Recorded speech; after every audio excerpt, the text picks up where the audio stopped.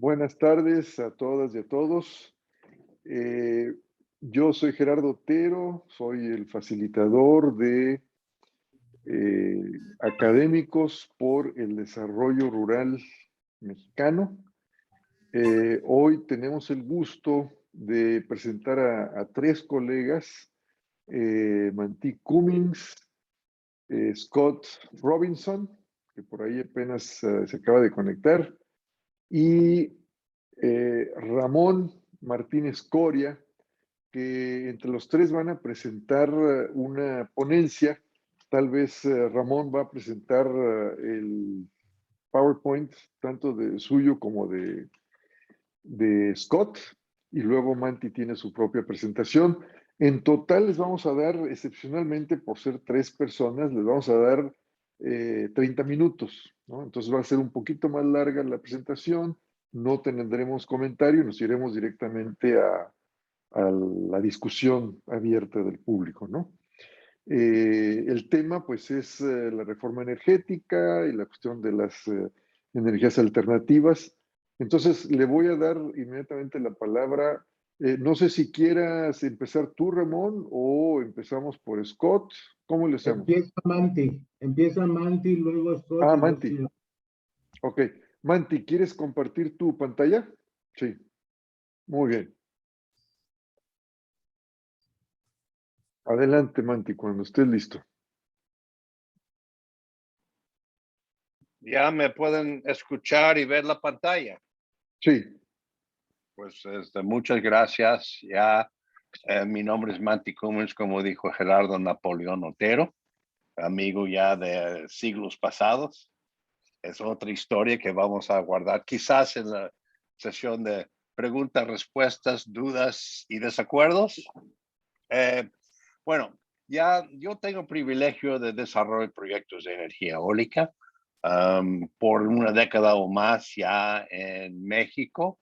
A mí me gustaría dar un breve resumen en un lapso de 10 minutos ya de qué consiste un proyecto de energía eólica, ¿no? A ver si puedo adelantar. Hay tres pilares sobre lo que construyes un proyecto de energía eólica, ¿no? Es similar a proyecto solar, pero hay viento que lo hace distinto, ¿no? Necesitas tres cosas para hacer un proyecto de energía eólica. Necesitas un lugar ventoso y los derechos inmobiliarios para trabajar ahí. Y es un proyecto que duradera de 3 décadas más, ¿no? Y es completamente compatible con los usos tradicionales de superficie. No como un proyecto solar que tapa toda superficie con los paneles, ¿no? En segundo lugar, necesitas una interconexión a la red de transmisión para poder exportar el producto a los usuarios. Y bueno, lo voy a decir que ese es un concepto amplio ya que abarca no solamente la interconexión, pero también toda la otra permisología que obliga a los permisos de la Comisión Reguladora de Energía, CERNAT, CENER, Aviación General, de Secretaría de Comunicaciones y Transportes. Y también, y quizás la más importante, y la parte que más afecta ya la propuesta iniciativa, es el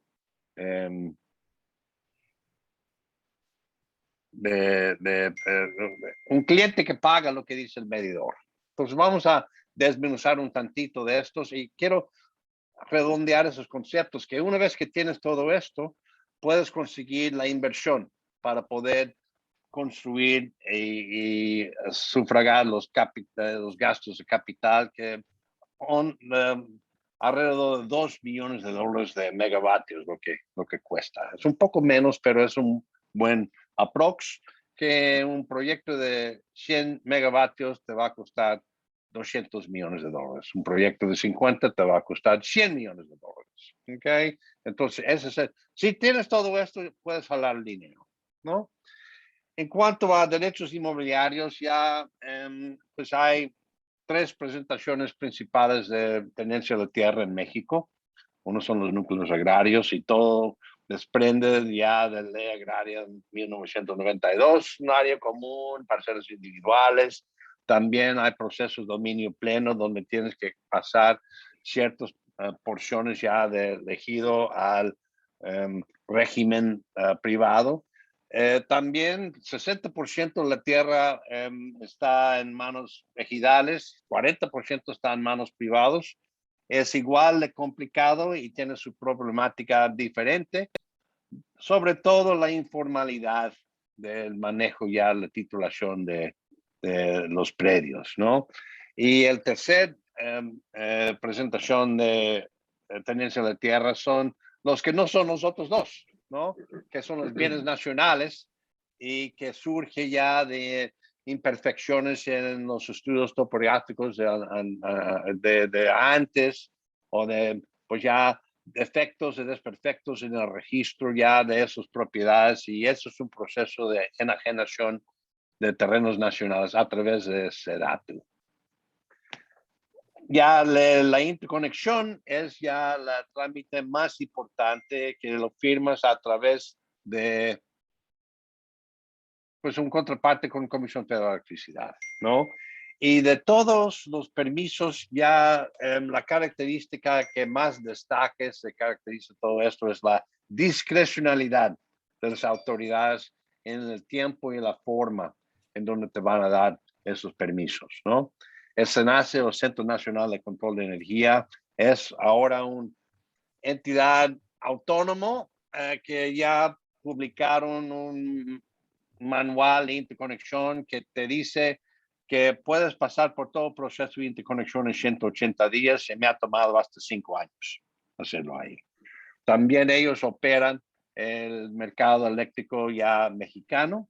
También tienes que pasar por la vía crucis de Semarnat, la manifestación de impacto ambiental y el estudio técnico justificatorio para poder cambiar el uso de suelo de tierra forestal nacional. La Comisión Federal, Comisión Reguladora de Energía, también te da el permiso de generación, y para poder aplicar para el permiso de generación tienes que haber presentado un oficio que ya presentaron en la evaluación de impacto social a la Secretaría de Energía. Es donde topamos ya con Scott y Ramón en aquellos tiempos de 2016. También, como mencioné, el secretario de Comunicaciones y Transportes para permiso de obstrucción de aviación general, el INE ya de cuanto a recursos culturales y un sinfín de otros permisos. Y lo más importante de todo esto es el cliente.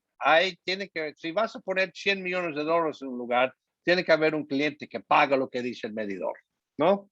Y eso está establecido por las reglas del mercado, que la regla del mercado está establecido por el gobierno. Entonces ya en 1992 publicaron la Ley de Servicio Público de Energía Eléctrica, que establece varias diferentes figuras, porque dice esa ley que toda la electricidad, toda la generación, toda la distribución, toda la transmisión corresponde a Comisión Federal de Electricidad, salvo varias excepciones. Uno, productor independiente de energías, donde una planta generadora vende 100% de su energía a la Comisión Federal de Electricidad.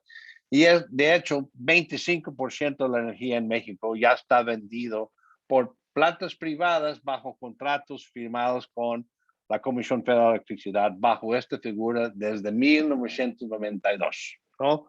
En 2008 establecieron una tarifa postal, entonces te cuesta tanto ya portar la energía por la Red Nacional de Transmisión. Y así empezó hasta la reforma de Enrique Peña Nieto y sus colegas en 2013, 2014, 2015. Pongo los varios años ahí porque tomó tiempo para todo ya las leyes secundarias y reglamentos se echan a andar ahí, ¿no?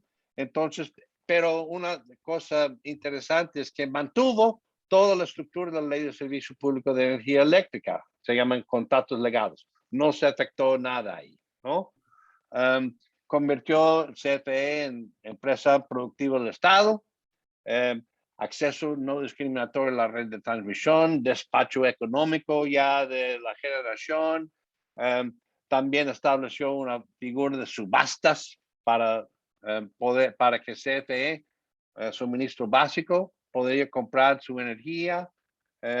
También estableció suministro calificado, donde consumidores de más de 1 megavatio podrían comprar directamente de plantas generadoras, y estableció una figura de incentivo de certificado de energía limpia. Y así llegamos aquí a 2021, donde la iniciativa de reforma, que básicamente dice 4, 5, 6, 7 cosas con la misma palabra. Vamos a cancelar esto, vamos a cancelar el otro, vamos a cancelar vamos a cancelar esto, vamos a cancelar el otro, y todo lo que resta después de ahí depende de CFE en su infinito sabiduría, conocimiento y rectitud.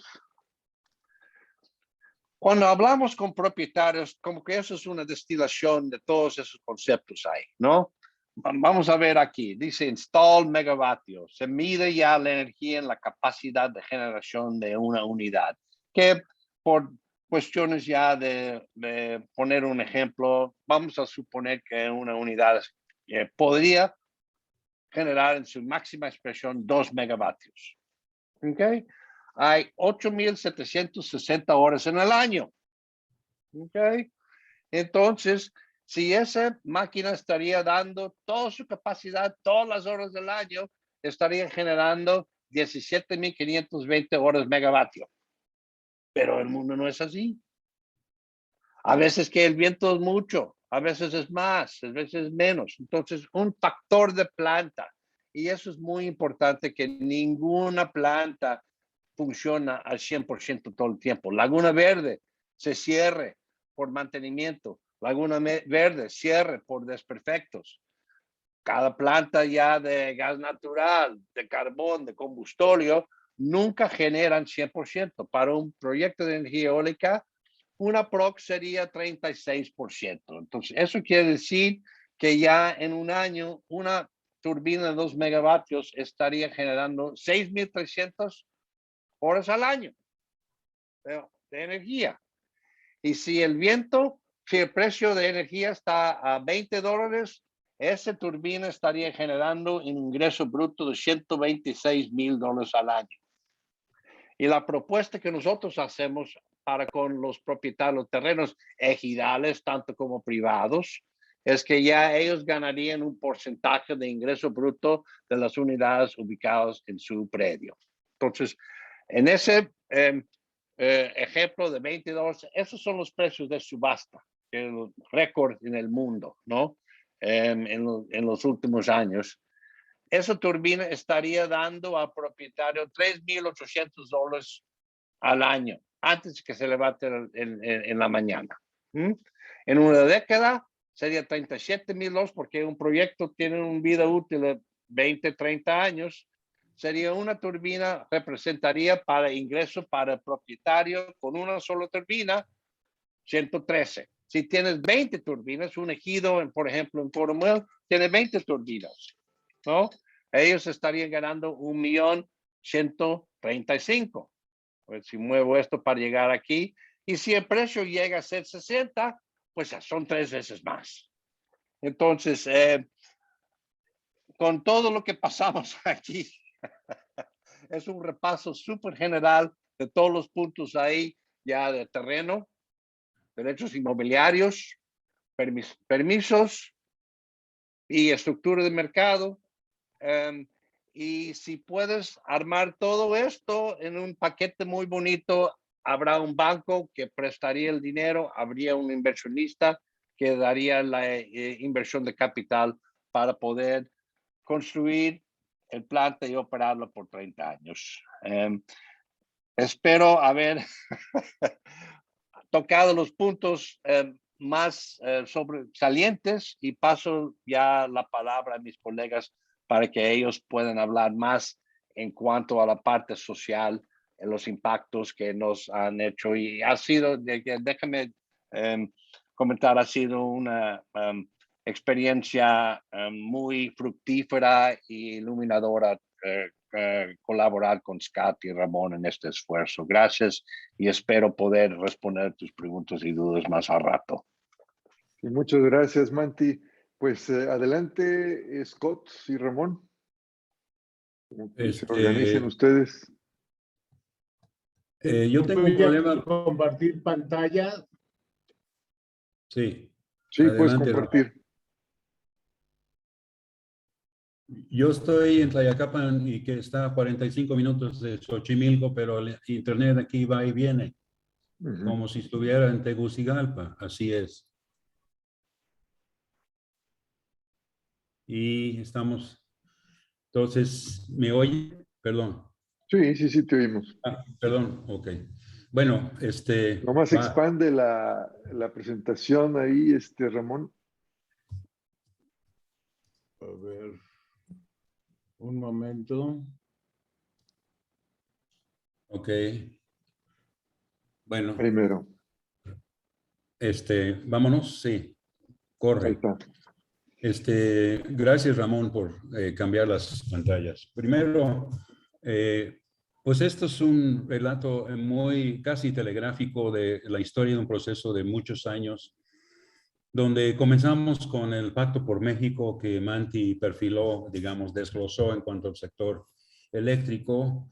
En el fondo tenemos desde nuestra perspectiva de ciencias sociales, antropología, tenemos una historia en caso de desplazamientos involuntarios por obras, mega obras como hidroeléctricas. También hay un acervo muy importante de documentación de experiencias de un gremio de que más que nada han sido consultores del Banco Mundial y la familia de bancos regionales tipo BID, Banco de Asia, etcétera. Seguimos.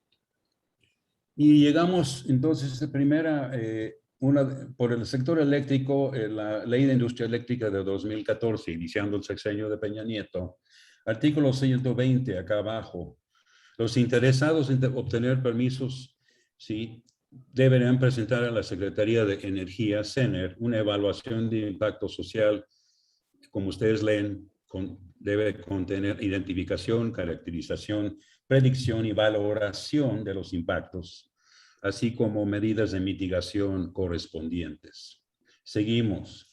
Entonces, sobre este artículo 120, se creó una falsa disposición administrativa, una trampa muy sutil del Poder Ejecutivo. Esto está difundido por la Comisión Federal de Mejoría Regulatoria, COFEMER, en el 2014, en la misma tipografía del Diario Oficial de la Federación, ustedes que conocen esa tipografía, sin haber sido publicado en el diario. Ajá.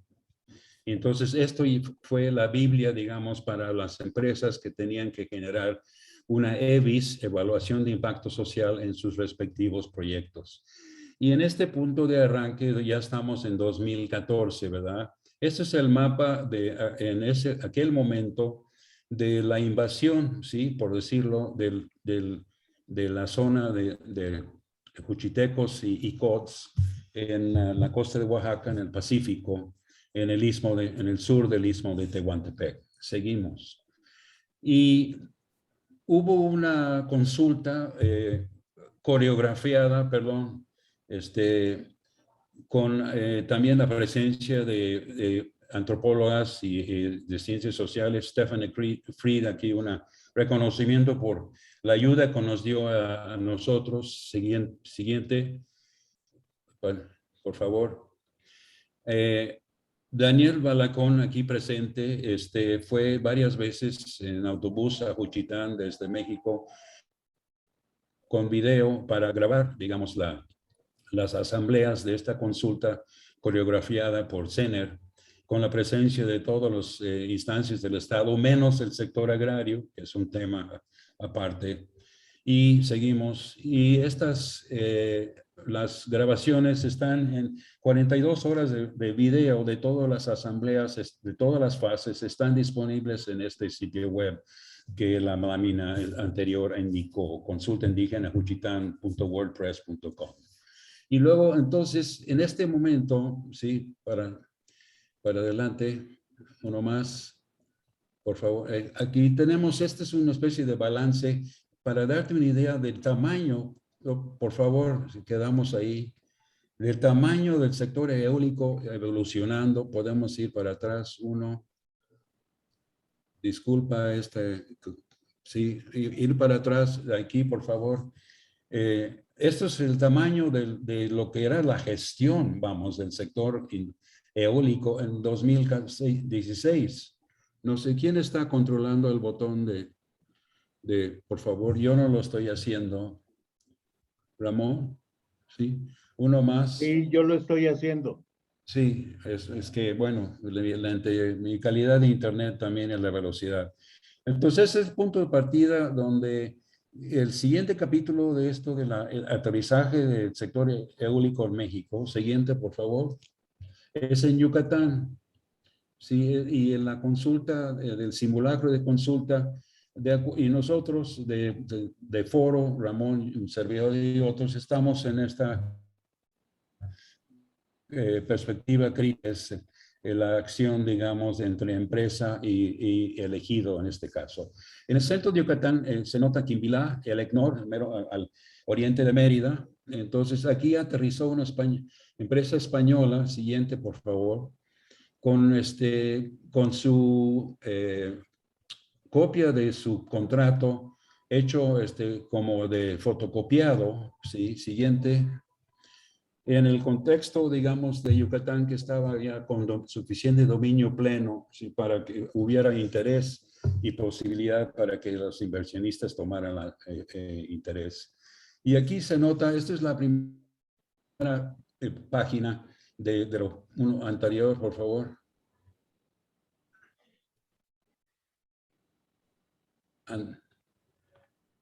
Sí, estoy esperando aquí. Nótese que la empresa Elecnor tuvo la amabilidad de incluir como en calidad de testigo de honor el ingeniero fulano de tal, delegado federal de la Procuraduría Agraria en este caso fue Yucatán, pero esto es un ejemplo de la estrategia de llegada de aterrizaje de una empresa privada que ofreció lo que vemos a continuación. Siguiente, por favor. De hecho, en este machote de contrato que difundió en una asamblea, el mismo director de Elecnor en México, un ingeniero español, realmente era avergonzante escucharlo, su tono colonial de casi cuentas de vidrio, por lo que iba a ser su inversión bastante grande en su territorio de elegido. Siguiente, por favor. Entonces, uno nada más llenaba el formato. Atención aquí.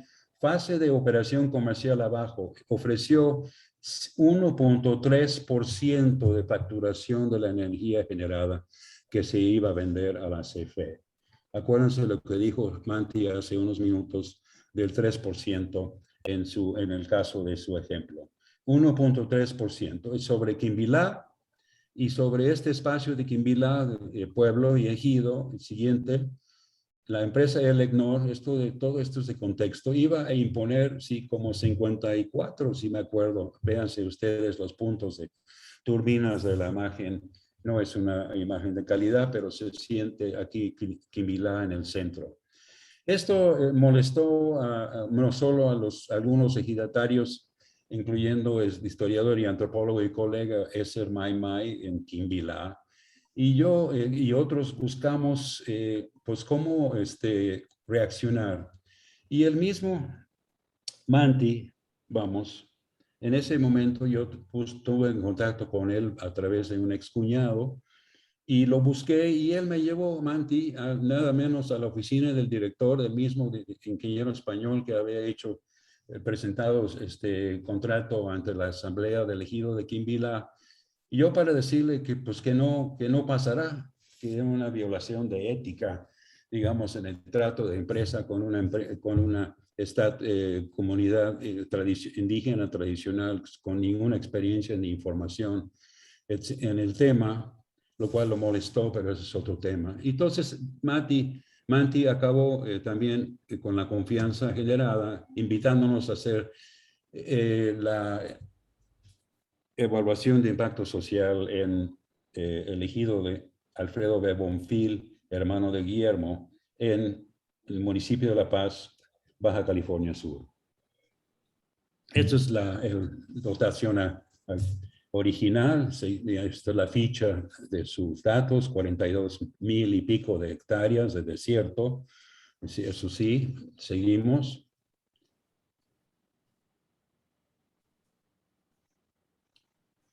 Y aquí entramos al tema, digamos, de nosotros, cómo diseñar una EBIS que realmente reflejara la estructura social, las, digamos, explotaciones, los sistemas de poder, las facciones en un contexto, pero también tiene que ver desde el inicio, ¿sí? Desde el inicio del aterrizaje de la empresa, lo cual obviamente no iba a suceder con el ECNOR en Quimbilá, pero aquí sí había interés de Manti y Energía Veleta para hacer las cosas de otra manera. Y tuvimos que valorar, ¿sí? Y el fondo aquí abajo, en este sentido, en rojo, nuestra aproximación es que no hay ningún impacto social negativo ni anomalías en el proceso de gestión jurídico-administrativa. Ojo, es muy importante. Esto es un antecedente, lo que quisiéramos pensar, quizás sin modestia, en lo que es el diseño y obligación de, digamos, de mirada analítica en cualquier evaluación de impacto social. Aquí es la fila, digamos, del proyecto original de turbinas. Abajo está el risco sobre el mismo, se iba a poner, ya están las turbinas. Esto es una vista desde el oriente hacia el poniente. Esto es, por supuesto, EBIS tiene que contener el plan de construcción y todo lo que implica anticipando. Aquí esto de anticipar, pues es aplicar el sentido común de los antropólogos y los que, estudiosos de los procesos rurales, de qué puede suceder en el espacio y con los grupos de interés involucrados, ¿cierto? Seguimos. Entonces, entramos a definir qué es impacto social abajo en lo rojo. Es un acuerdo, incidente, compromiso o evento imprevisto que modifica la perspectiva de los actores y las relaciones entre los mismos. La disposición administrativa original, la fraudulenta de COFEMER que vimos hace rato, no hablaba de ninguna manera, digamos, no desglosaba impacto social de esta manera. Y aquí tenemos, digamos, el proceso de caracterización de nuestro trabajo, de la tarea, presentación ante autoridades, organización de la comunidad en función mismo de su aceptación por haber firmado el contrato y la obligación de la empresa de hacer este análisis de impacto social. Luego el tema de contratación de mano de obra después de nosotros, o sea, de la EBIS que entregamos el 30 de junio de 2016. De ahí siguió, digamos, el proceso que solo Manti puede desglosar de la construcción. Esto es una mirada demasiado veloz. El ejido está dividido, fragmentado por dos ejes. Los que viven en el ejido y los que no, y entre ejidatarios y avecindados, para simplificar. Son 37 derechosos, y esto es un cuadro, digamos, llegamos a encuestar a 32 de los 37 durante un mes intenso de trabajo. Este es el perfil de nivel educativo que tiene que ver, por supuesto, con las facciones que resultan, ¿sí? Aquí, digamos, el temario de análisis de actores, que es una dimensión de, yo diría, aportación de foro a este tema de cuál es el diseño apropiado de una EBIS. Actores, influencia, estrategia, interacción. Y aquí llegamos al contrato, en el caso de Energía Veleta, ¿sí? Los primeros 10 años, el pago del 3% de la venta de energía de la central, para subir a 1% más después de los 10 años, o 4%. Esto es muy contrastante con lo que ofrecía la empresa Elecnor española en Quimbilá, Yucatán, de 1.3%, ¿verdad? Aquí vemos el reparto en el espacio del municipio entre el poblado y los demás ejidatarios en distintos puntos de la gran urbe de La Paz, que es pequeña ciudad, ¿sí? Capital del estado. Aquí observamos lo que es la segmentación por intereses distintos de los mismos que viven o que han vivido, han rentado, han vendido su predio urbano dentro del pueblo, lo cual es una dimensión de la complejidad que nos puede hablar Ramón. y seguimos. Más, digamos, apuntes, digamos, del temario, mejor dicho, de la chamba, los calendarios, archivo agrario, encuestas genealógicas, línea de base, etcétera. Y aquí llegamos a, digamos, otra valoración. El contrato representa un paso positivo para la organización social del ejido y la proyección de cambios en su único poblado. Es una posición que tomamos y creo que es defendible. Y al final, pues estamos haciendo un calendario de la historia del poblado y el ejido y lo que sigue. Y aquí termino con tomando estos textos que no voy a leer directamente de nuestro informe. Por favor, mantener. O sea, aquí se perfilan las facciones del ejido, del pueblo, sí, entre titulares y avecindados, y la falta de confianza entre sí. Y esto es el eje, digamos, los ejes, digamos, etnográficos, para tomar en cuenta en el diseño del plan de gestión social, que paso la voz aquí a Ramón. Bueno, gracias, Scott. Me voy a ir rapidito para el cierre de esta exposición. Bueno, pues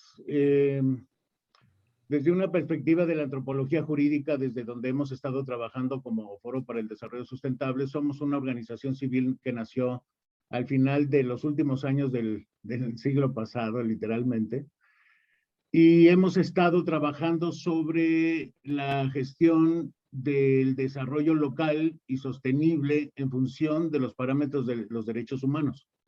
Entonces, bueno, voy a trabajar un encuadre que ha sido complejo por el cambio de paradigmas que hemos vivido en los últimos años y que ahora cruzan todo esta reflexión. Por un lado, asumir toda esta construcción de la huella humana sobre la costra del planeta en que vivimos y que asumimos como un antropoceno en términos generales y específicos, donde ahora lo que pase sobre la superficie del planeta depende de la acción humana de manera multidimensional. En este sentido, bueno, hay varios conceptos que podríamos desarrollar, pero digamos que la más antropogénica es un parámetro innegable y que es parte de la fundamentación de la gestión de las energías limpias renovables, por supuesto, pero también de los nuevos paradigmas de la sostenibilidad que implican la dimensión ambiental, socioambiental, pero también biocultural, y como veremos más adelante, pues también hay que ampliar nosotros el paradigma del abordaje que nos ocupa. En este sentido, nosotros hemos introducido una noción que tiene que ver con el patrimonio biocultural, donde la relación de la población con el territorio no se reduce solo a una forma ni económica, ni estadística, ni sociodemográfica, sino que tiene una complejidad sociocultural histórica y que tiene un sentido cosmológico que refiere a la población y su entorno y que forman una sola complejidad, digamos, que no se puede alterar de manera segmentada, sino de manera integrada, y habría que revisar nuestra visión al respecto. En este sentido, pues a nosotros, la sociedad civil, desde la perspectiva de los derechos humanos, hemos estado en la interdiscursividad de lo que representa este modelo, digamos, neoextractivista en el país y que tiene 3 décadas de estar batiendo tambores y que ha devenido en un proceso de conflicto social que se caracteriza básicamente por el desplazamiento de poblaciones y el despojo de patrimonio territorial, lo que ha generado un entorno de conflicto social a partir de procesos de resistencia. Tenemos algunos conceptos del neoextractivismo para actualizar un poco el discurso macroeconómico del problema, pero digamos en términos pragmáticos, pues la extracción masiva de recursos naturales sobre realmente el interés público, pero que han ido permeando los discursos gubernamentales de interés público, nos lleva a otra complejidad, que es toda esta contradicción que existe en el derecho internacional entre los parámetros de libre comercio y los parámetros de los derechos humanos, como vamos a ver. Entonces, podemos decir que esta lógica del extractivismo de nueva escala incluye la gestión de energías limpias renovables en gran medida porque no está resuelto el impacto social que la inversión privada ha estado generando sobre los territorios donde los dueños de la tierra han quedado, digamos, excluidos, ¿no? Y en este sentido, pues, nosotros hemos retomado aquí un parámetro universal que es el derecho a la participación y a la información de las poblaciones de referencia. Entonces, tenemos en México una compleja y pequeña historia en donde hemos visto que este conflicto social ha derivado en al menos 3 grandes estrategias de los pueblos, de los dueños de la tierra, en el entorno donde se están gestionando megaproyectos.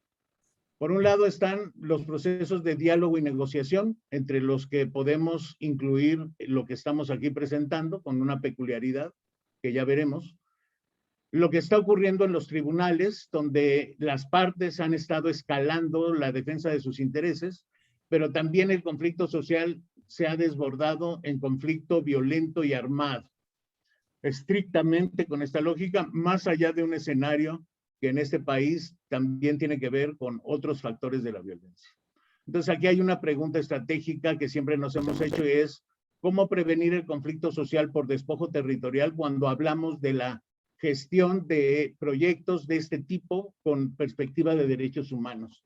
El antecedente aquí, no les voy a cansar con una perorata de los instrumentos del derecho internacional, donde convergen estas dos matrices del derecho internacional en tensión, pero vale la pena recordar que existen estos principios de París que por un lado hablan de la protección de los derechos humanos y la responsabilidad de los estados, y por el otro lado habla de la diligencia de las empresas nacionales y transnacionales privadas en función de los pueblos y sus territorios.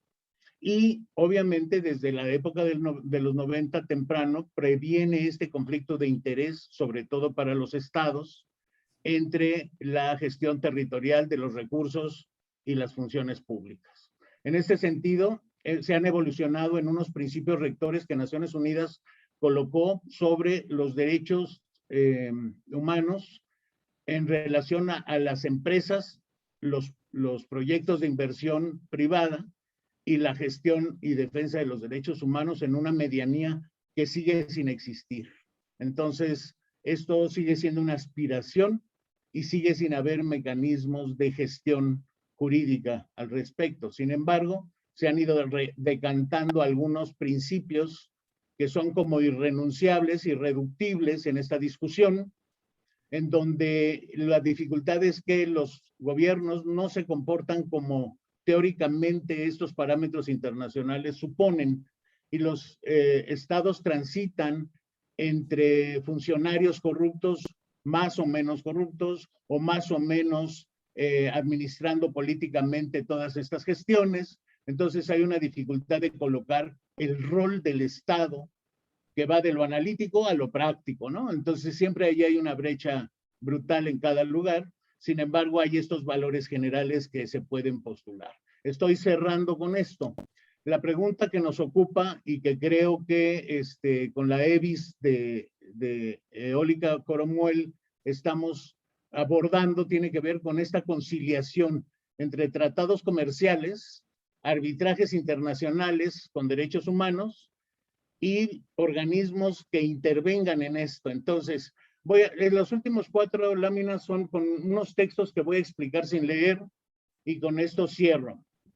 Esta evaluación de impacto social de Eólica Coromuel es un modelo de gestión social de proyectos de este tipo, en ausencia de protocolos y regulaciones específicas que lamentablemente la nueva reforma eléctrica, la reforma energética no resuelve, sigue sin resolver y sigue marginando la gestión de energía eléctrica, eólica y solar, ¿no? Entonces no hemos avanzado en ese sentido.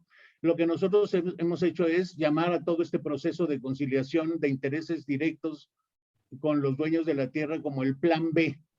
Y en esta historia mexicana, pues es insoslayable que estas reformas del 92 que dieron lugar a la privatización de tierras de propiedad social y que deslinda nuevas competencias agrarias y ambientales, etcétera, también modifica la lógica política de la gestión territorial de estos asuntos.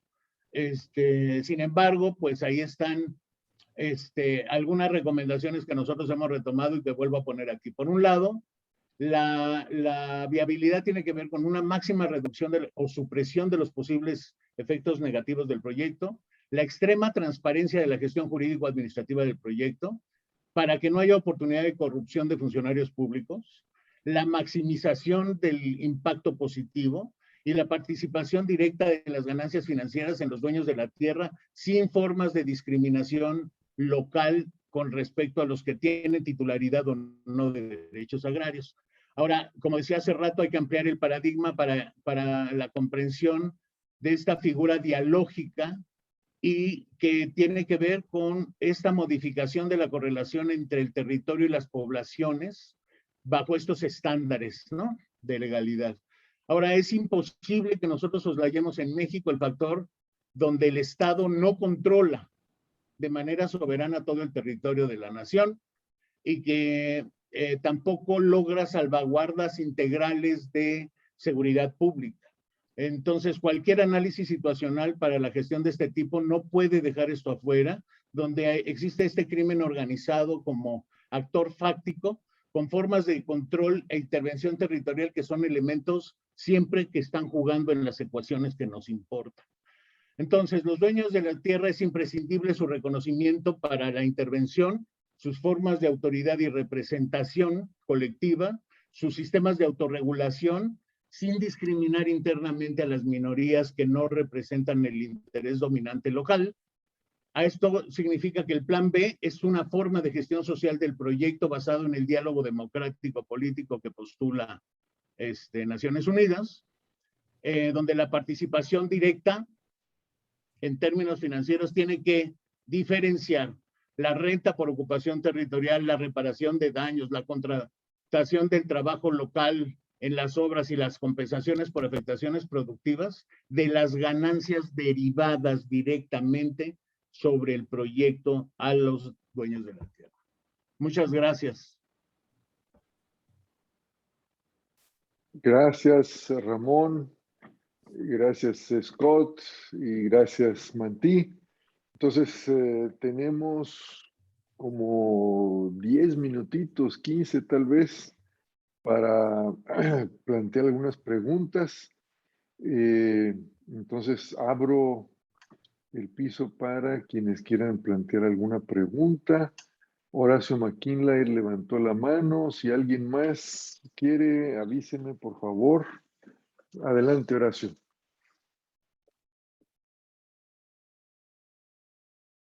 Micrófono. Todavía no lo enciendes. Horacio, ¿tu micrófono? Voy. No, yo una cuestión muy simple. He estado observando los ventiladores, esos, no sé cómo se llaman. Bueno, pero lo que yo no entiendo es por qué en aras de tratar de conciliar, yo sé que no es muy difícil, pero de avanzar un poco, ¿por qué no se puede aprovechar el terreno abajo de estos, ¿cómo se llaman? Las aspas, los ventiladores, ya sea con ganadería, ya sea incluso con algo de agricultura? No entiendo, simplemente es mi ignorancia. Entiendo que cae un poco de aceite de vez en cuando, que los ruidos pueden molestar a los animales, pero yo he visto algunas situaciones donde humanos viven abajo de cables eléctricos muy potentes y bueno, siguen haciéndolo, ¿no? Es una pregunta muy ingenua y es lo único que quiero preguntar. ¿Alguna otra pregunta? Con confianza.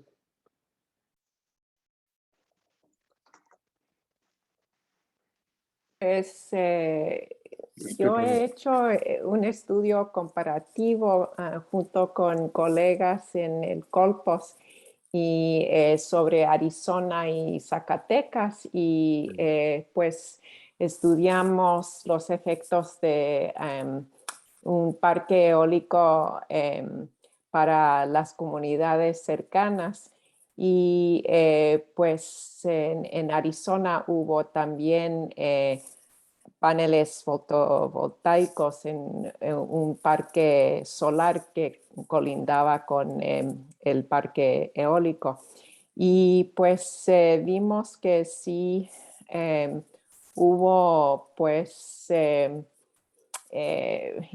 daños pues en términos de la vista y también es que pues no se puede usar el terreno porque pues la compañía en sí pone casi como un cerco y no les dejaban entrar pues a ese área. Entonces los ejidatarios perdieron su derecho al terreno y pues para siempre. Y también pues, pero en cambio en Arizona sí pudieron usar el terreno cerca a los paneles para ovejas, para entonces, pero yo creo que es también una cuestión de pues la autonomía de los campesinos porque ya pierden su derecho al terreno por siempre. Pero también hay que pensar en la alternativa, ¿no? Que esa es la pregunta clave, ¿no? Que si en vez de tener un parque eólico o solar allí, si habrá una mina de carbón o algo, no, sería mejor para los campesinos, lo dudo, ¿no? Entonces, no sé si pueden hablar sobre las alternativas, ¿no? Y también, pues, crea muy poco trabajo, ese es otro asunto, ¿no? Pero pues es menos dañino en términos de la salud para la gente que vive cerca, ¿no? Entonces hay esos asuntos que hay que balancear, ¿no? Muy bien. Jack Corbett. Pues no, nada más quisiera saber si les parece que la experiencia de Baja California es universal, si se puede traducir a como una descripción similar en el istmo de Tehuantepec o en otros campos de energía eólica, o si cuando uno pasa de región a región a través del país, si hay diferencias que son diferencias modificadas o confinadas de una forma por la legislación general. Entonces, ¿hasta qué punto estamos viendo casos muy especiales y casos muy generales? Eso no me quedó claro.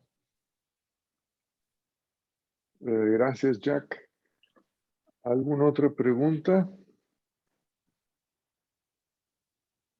Bueno, yo quiero plantearle una pregunta sobre todo a Manti. ¿Cuál es su perspectiva desde el punto de vista de gente que ha estado ya invirtiendo en este tipo de energías pues eólicas o fotovoltaicas?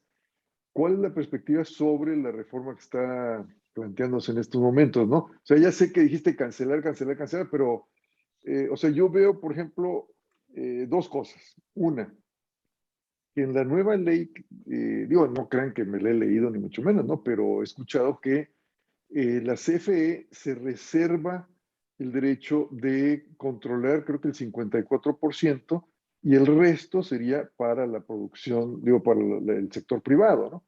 Lo cual indica, pues, que el sector privado, pues, podría seguir produciendo. Dos, hasta el momento, a partir de la apertura del sector energético desde el 2013 en adelante, porque se menciona mucho que los precios de las compañías alternativas, de energía alternativa, son más bajos que los de la CFE. Sin embargo, no se toman en cuenta los costos de transmisión que se los está regalando la CFE, ¿no? Entonces, ¿algún comentario sobre eso? Y mira, antes de pasarles la palabra, le voy a dar chance a Lorenzo, que levantó la mano. Así acumulamos pues, todas las preguntas y luego le damos la palabra a los ponentes. Lorenzo, adelante. Gracias, Gerardo. Buenas noches a todos. También es una pregunta para Manti. Decías que una de las características de dónde se establecen los proyectos eólicos es el que sea más compatible con el uso de suelo. Mi pregunta es muy sencilla, a lo mejor para derrumbar algunos mitos, si es que así es. ¿Cuál es el riesgo para la biodiversidad en los proyectos eólicos, sobre todo para las especies de aves, insectos, etcétera? Tú que eres experto, ¿realmente cuál es el impacto positivo, negativo o no existe sobre ese tipo de proyectos? Gracias y felicidades, Gerardo. Saludos a todos. Gracias. Pues adelante, si gustan, dar las respuestas en el mismo orden en que presentaron. Entonces empezaríamos por Manti. Sí, gracias. Bueno, ya 10 minutos no me alcanza. Pero voy a hacer la lucha, ¿no? No, para responder tienes 3, maestro. 3 minutos, entonces, bueno, entonces ya mejor vayamos a la casa y pues ya destapamos la botella y lloramos. ¿Eh? Pero no, vivimos en un mundo real con soluciones y respuestas reales a tus preguntas reales, ¿no? Bueno, ya las primeras 2 preguntas ya vienen mucho ya del uso y ocupación superficial, ¿no? En cuanto a energía solar, pues el uso y ocupación superficial es completo, ¿no? Tapa ya el predio con paneles solares y el uso abajo del terreno lo pierdes de lo que es apasteo, ganadería, sembradío, todo. ¿Okay? Un panel solar es uno de los desperfectos, críticas de energía solar, que cuando pones un panel solar no se puede usar en superficie abajo. Energía eólica, a cambio, es diferente, ¿no? Una turbina junto con ya los caminos que conecta y todos los subestaciones y todo, ocupa como que una tercera parte de una hectárea. ¿Ok? Entonces ya si por turbina, si hay 20 turbinas, estás ocupando superficie ya de pues tú pones unos 6, 7, 8, 9 hectáreas y todo el resto se mantiene bajo ya el mismo uso, cacería, sembradío, ganadería, ya lo que tú puedes usar con el terreno no estorba, salvo ya de que la parte ya de la torre, que son 5 metros de ancho y 15 metros de cada lado para poder llegar y hacer las maniobras, y hasta ahí. Entonces es un gran beneficio, ¿no? Realmente ya, y bueno, ya en cuanto a la crítica que son feos y que no son feos, entonces realmente ya es una cuestión de gustos y el gusto rompe géneros. Algunas gentes vean una turbina eólica dando vueltas, qué elegante, que están ahí generando energía sin contaminación. Para mí se me hace muy bonito, pero tú pues quizás no le gusta, ¿no? A algunas personas que dicen que afean el paisaje, ¿no? Cuando están pasando por la rumorosa. Lo siento, ¿no? Entonces ahí hay ciertos derechos de la propiedad del yo que puedo estar en mi terreno que no molesto a ti, ¿no? Entonces, si yo quiero pintar mi casa de rayitas, rositas, pues en mi casa. Si no te gusta cómo se ve, pues ni modo, güey, ¿no? Entonces, esa parte es lo que viewshed y afectación al paisaje, ¿no? Y generalmente esos lugares son retiradas ya de poblaciones grandes. Entonces, no afecta la superficie, no afecta ya el sembradío, no afecta en cuanto a energía eólica. Solar es otra cosa, no se ve muy alto, ¿no? Los otros, ya para tu comentario ya de los usos compatibles, yo soy tejano, ¿no? Y pasé la vida ahí viendo chapapote en mis patas, ¿no? Entonces ya como que perforación de pozos petroleros es un negocio sucio, ¿no? Que es un negocio ruidoso. En cuanto a ruido, realmente ya hay casos legales que dice el ruido de un aerogenerador es igual que tu compresor, tu refrigerador, con 50 decibeles, por ahí. Entonces, realmente ya no es notable el impacto de ruido. Y todo esto lo tenemos ya asentado en un plan de gestión social que desprendemos ya del trabajo ya de Ramón y Scott, ¿no? Que medimos todo esto. Entonces, realmente esas son las dos primeras preguntas. En cuanto a diferentes regionales, sí las hay.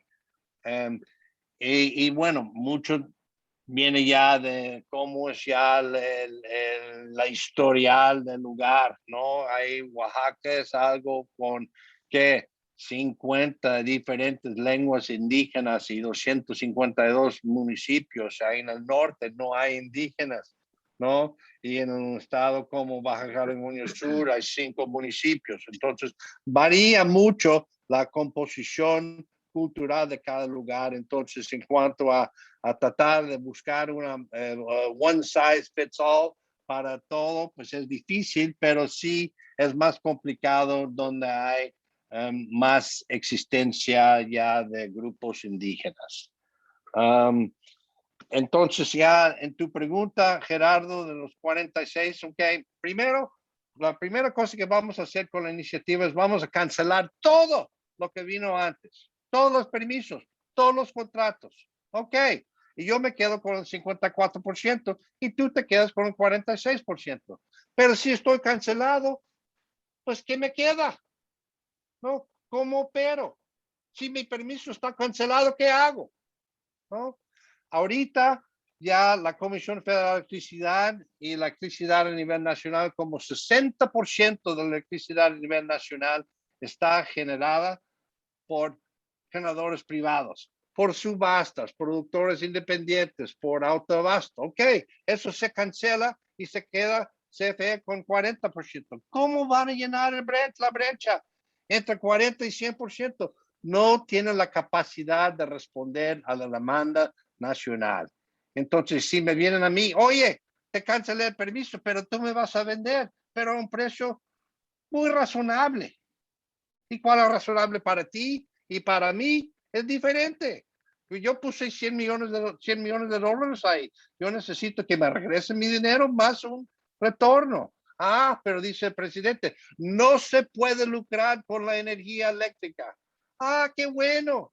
Entonces, si no puedo lucrar con la energía eléctrica, yo me voy a otra parte.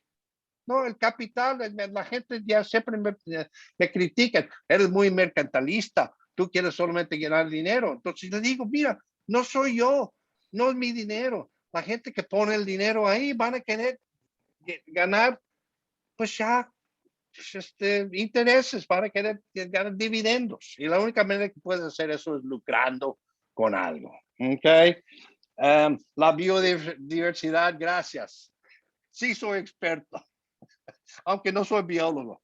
He pasado años en estudios de impacto sobre pues ya de todo, de flora y fauna voladora o pájaros, ¿no? Realmente todo esto vino ya de críticas de energía eólica en los años 60, 70, 80 en California, donde ya las aspas daban vuelta muy rápido, ¿no? Entonces, y construía las turbinas, los aerogeneradores en Torres de Celosía. Y lo pusieron en áreas donde había mucha fauna ya de conejos, y las águilas llegaron ahí y anidaron en las Torres de Celosía y se fueron atrás de conejos y se chocó con la aspa. Pero ahora ya las aspas son muy largas, las torres son tubulares. Inclusive en una área muy sensible pusimos radar que cierren ya si vienen unos pájaros en una gran concentración, cierre ya murciélagos. Entonces realmente,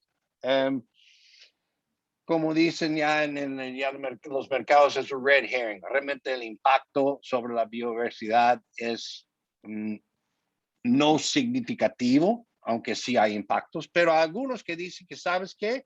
Estás construyendo nuevos hábitats, de edge habitat, al lado del camino que pusiste, pues es un lugar para que crezcan nuevas, ya para hogares ya de animales. Entonces, bueno, realmente ya el impacto sobre todo los aves realmente no es algo para preocuparse. Y además hemos hecho estudios después de la construcción para ver si las predicciones que hicimos antes de la construcción sí llegaron a cumplir, y sí, como no, ya en una área con mucha diversidad, estamos hablando de 2 pájaros, mortalidad de 2 pájaros al año por turbina, y si tienes clasificado por especie, y si tienes 100 turbinas, estás hablando de 200, y ya siendo tejano he visto más palomas y otros pájaros matados en un fin de semana de cacería que lo hacen en todo un año ya en una granja eólica. Eso ya voy a dejar ya esas son mis respuestas a las preguntas. Ok, gracias. Bueno, miren, ya son las 6:08. Yo diría que podemos seguir, o vamos a seguir, pues, con su consentimiento. Ya veo que varias gentes se han tenido que ir hasta las 6:15. Entonces, Ramón y Scott, por favor, traten de ser breves en sus respuestas para podernos ir a las 6:15 a más tardar. Bueno, no entiendo, Gerardo, por qué la prisa para un tema tan complejo donde estamos aquí reunidos para analizarlo y matizarlo bien. Pues porque la gente tiene muchos compromisos, maestro. Bueno, entonces ya aquí estamos. está Aquí estamos. anunciado de Quizás antemano allá que sí, es aquí una hora estamos en esto, el ¿no? rancho y tenemos muchas cosas que decir. Uno, en el caso de Oaxaca, que se mencionó, que voy a subir, digamos, la imagen que está en el programa. Esto sí, aquí las empresas sí privatizaron el bien común, las tierras en efecto, de bienes comunales del ejido de Juchitán, que nunca fue resuelto por todo un tema complejo. En el caso de Alfredo B. Bonfil, en Baja California, como es una zona desértica, no es, digamos, un tema pertinente. Entonces, se puede, en el caso de Yucatán, no hay información sobre qué está sucediendo en los proyectos que ya operan, digamos, en el norte de la península, en el estado de Yucatán, de proyectos eólicos. Pero en el tiempo tan reducido, creo que aquí lo que hay que subrayar es que hicimos una lucha aquí de abrir una conversación donde no hubo ninguna respuesta por parte del Estado aún, ni siquiera dentro del sector más allá de Manti, de la misma industria eólica, sobre el diseño del EBIS que respeta los derechos y la propiedad del territorio de los afectados y con un contrato decente. Eso para nosotros, para mí, es una especie de motivo de orgullo de establecer un antecedente. ¿Dónde está? Archivado en el CENER, porque las EBIS no son de difusión pública, como sí es el caso para la manifestación de impacto ambiental, que es absolutamente absurdo, y como tal no hay consultas posibles, viables, sin tener estas informaciones de EBIS, que es, digamos, hay que subrayar esto. Ahí lo dejo. Gracias, Ramón. ¿Algunas respuestas? Voy a ser muy breve, en realidad, en términos de lo que comentaba Horacio, el aprovechamiento del uso del suelo abajo de las aspas, pues sí depende en todas las dimensiones de la forma en que se interviene el territorio para hacer la gestión del proyecto. Si se interviene de manera corrupta, segmentada, facciosa, con exclusión de los dueños de la tierra, como se hizo en Oaxaca, obviamente el conflicto emerge inmediatamente y se sostiene a largo plazo. Cuando se concertan los procesos y hay un verdadero diálogo, respetando los estándares que nosotros estamos planteando, por lo menos, el asunto puede funcionar como está demostrado en Baja California. Entonces, no solamente es la escala demográfica y la diversidad cultural, sino también las formas en las que se interviene políticamente el territorio. Sobre todo la acción de las instituciones públicas es crítica en todo esto. Si ellos son corruptos, entonces no tenemos nada y el conflicto social empeora todo el tiempo. Con esta corrupción también puede pasar que, como en Oaxaca, el paisaje de aspas se multiplicó y se supersaturó. Se dieron concesiones encimadas y se multiplicaron las aspas en un territorio compacto que sí hizo una diferencia y además privatizó los usos del suelo correlativos y entonces hay un gran conflicto social y una gran afectación socioambiental, sociocultural, biocultural, en todas las dimensiones. El otro elemento que hablaba Stephanie, que ya se tuvo que ir lamentablemente, en términos de qué alternativas y los daños colaterales en el sentido de las restricciones a las ocupaciones de tierra, también tiene que ver de nuevo con la manera que se configuran los contratos. Si en la toma de decisiones se respeta las formas de representación y organización de los dueños de la tierra, los contratos no pueden aspirar a desplazar y a despojar a la gente de sus territorios. Esta salvaguarda tiene que prevalecer sobre cualquier hipótesis inicial. En términos de lo que dice Jack, si la experiencia de Baja California se puede trasladar, sí, en este sentido, ¿no? O sea, si la concertación respetuosa de derechos humanos con la salvaguarda de los intereses privados, que está también fragilizada por las formas en las que se concerta. Si no hay legalidad en el contrato, si no hay transparencia en el contrato, no se va a poder extrapolar este principio a ningún lado. Entonces, creo que la parte que se puede trabajar con el ejemplo de Baja California es justamente esta pulcritud en la gestión social del proyecto. No tengo más que un último comentario. Efectivamente, es también diferencial el impacto ambiental en relación a especies. Por ejemplo, en Yucatán se están haciendo estudios específicos sobre el impacto en las zonas apícolas, en donde las abejas, en las zonas de excelencia productiva que tiene el precio de la miel mexicana en Europa controlado, sí ha tenido un impacto sobre los apiarios y su reproducción, la instalación de parques eólicos, pero todavía esto está en observación. Entonces sí hay una escala diferencial, pero como bien marca Manti, yo creo que eso tiene que ver con la adaptación tecnológica y los procesos de mitigación que se puedan hacer diseñando este proceso con la gente. Yo con eso cierro. Gracias a todas y todos.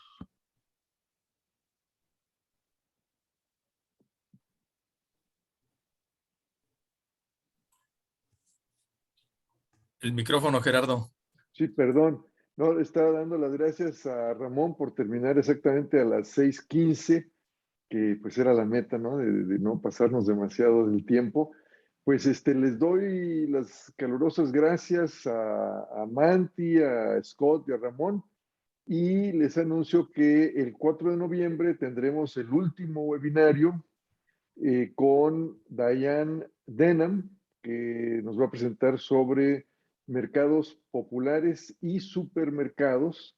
Ella estudió este tema en Oaxaca y uno de sus supervisores fue Jack Corbett, aquí presente casi siempre en los webinarios. Entonces, y de hecho él pues fue el que recomendó que le invitáramos. Entonces, pues nos vemos en 2 semanas. Muchas gracias. Voy a dejar de...